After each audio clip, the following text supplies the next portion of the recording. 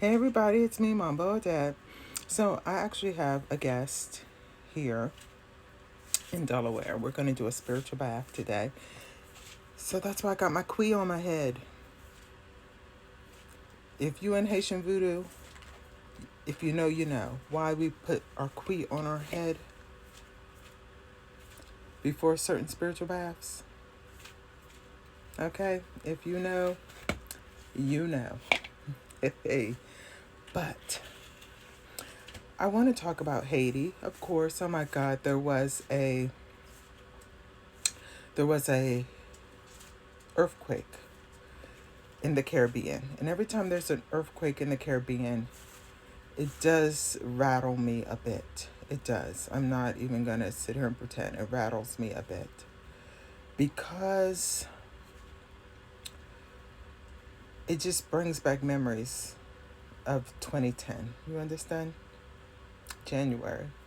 January 12th, 2010. No Haitian will forget that day. But that's not what I really want to focus on. But it's just so many earthquakes around the world. Greece, they done had what, 2011 million earthquakes in the last week. I can't even keep track. And now in the Caribbean, and I'm just like, I don't like to hear about earthquakes. I don't. But what I do want to talk about is in the US, how some people may want to open certain businesses. And you wonder why Jasper go back to Haiti to start these businesses, okay? Number one, because it's probably a passion that they have. You understand? They're not trying to be rich. It's just a passion that they have. And even you have a passion in the US, in order to indulge in that, you might have to go to a certain school. That could be $10,000.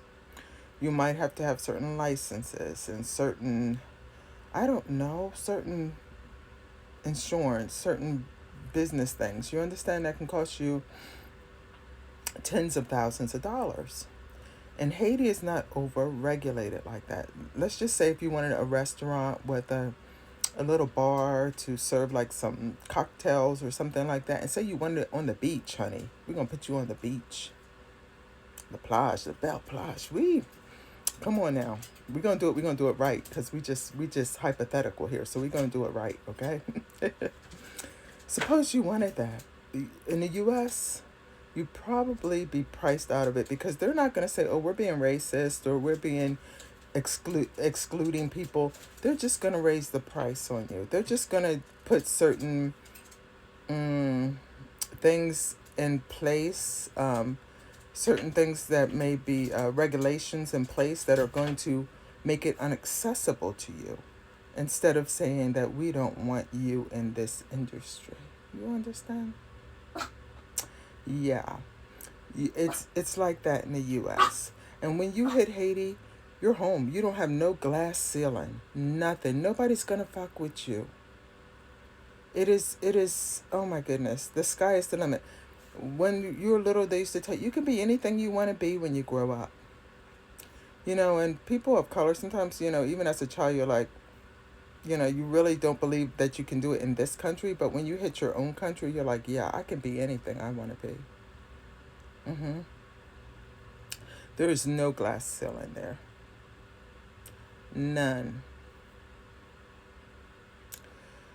I'm going to tell you this. And my Uncle Leo told me this years ago.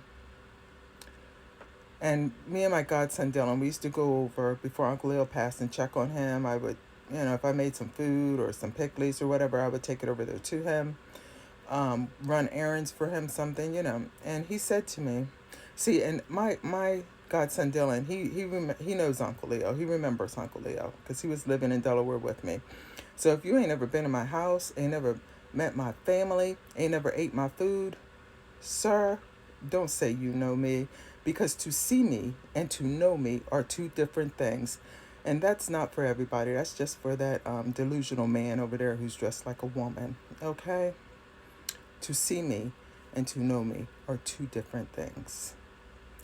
But Uncle Leo said to me years ago before he passed, in Haiti, you don't have to spend all that money like that. He said, you just have to study under someone or work for someone and make sure that you help them a lot and you know how the business is run, and from that you can make your own business. And that is what a lot of people do in Haiti. They do like an apprenticeship or something like that, you understand?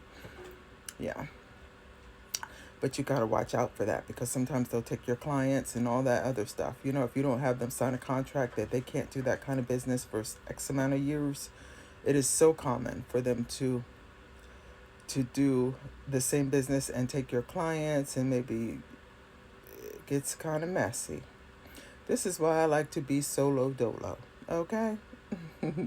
if I'm not if I don't have my feet on the ground, or if I cannot run it by myself, not that I would, but just in case someone try to stunt on me, as y'all say.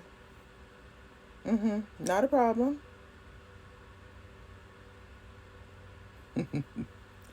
Oh goodness. But I took this little dreadlock out here because it actually hurt. It gave me a headache. I crocheted these in, and I crocheted the locks, and then I crocheted them to my head. But this one right here gave me a headache because my head is so sensitive. I don't like to have things, and I must have put it in like too tight, because I want to make sure. Like after I put my locks in, I wash them to make sure that they're in tight, and I pull on them. But this one here, I had to pick it out because it was just irritating me for some reason right here at this temple. So I said, well, we're just gonna leave you out, sir. We're gonna leave you out since you want to be irritating. Oh goodness. But remember that, you guys, it's not you. It's not you. There is really a glass ceiling in America, okay?